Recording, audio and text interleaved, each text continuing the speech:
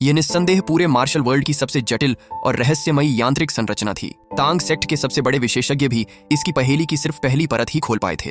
जैसे ही तांग सेक्ट के बुजुर्ग ने जटिल चालों की एक श्रृंखला पूरी की, अचानक उस कलाकृति के भीतर से एक आध्यात्मिक मोती बाहर निकल आया। उन्होंने तुरंत उसे पकड़ने के लिए हाथ बढ़ाया, लेकिन उनके पीछे खड़े ज्योतिषी ने अपनी छतरी से मोती झपट लिया।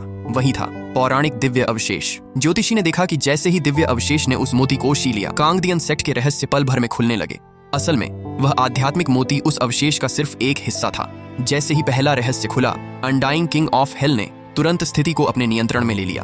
अपनी अनोखी तकनीक का इस्तेमाल करते हुए उसने दूसरी परत खोल दी और वह दिव्य अवशेष एक लंबी काली रस्सी में बदल गया। साथ ही और भी रहस्य देखने को उत्सुक थे, लेकिन तभी वह अवशेष भिखारी संघ के नेता 8 भुजाओं वाले वानर के हाथों में पहुंच चुका था। उसने अपनी तकनीक 8 भुजाएं आकाश थामे का प्रयोग किया और काली रस्सी शुन में एक गरजते समुद्र में बदल गई। अचानक वह दिव्य अवशेष आग की लपटों में घिर गया। ये देखकर चिनलुन सेक्ट का थंडर फायर आगे बढ़ा। उसने चिनलुन फ्लेम पाम का आह्वान किया और अंततः आखिरी तंत्र को भी तोड़ दिया। इस तरह दुनिया का सबसे शक्तिशाली दिव्य अवशेष सुरक्षित कर लिया गया। लेकिन सवाल यही था, इस दिव्य अवशेष को खोलने के लिए 5 मार्शल मास्टर्स की संयुक्त शक्ति क्यों जरूरी थी? ज्योतिषी अभी भी उलझन में था। तभी तांग सेक्ट के बुजुर्ग ने सबकी ओर इशारा किया। उन्होंने कहा, बाकी 4 सेक्ट के प्रमुखों ने अवशेष को खोलने में योगदान दिया, लेकिन कांगदियन सेक्ट ने कुछ भी नहीं किया। ये सुनते ही कांगदियन सेक्ट का लू मोयुन हल्की सी असहज मुस्कान के साथ आगे बढ़ा।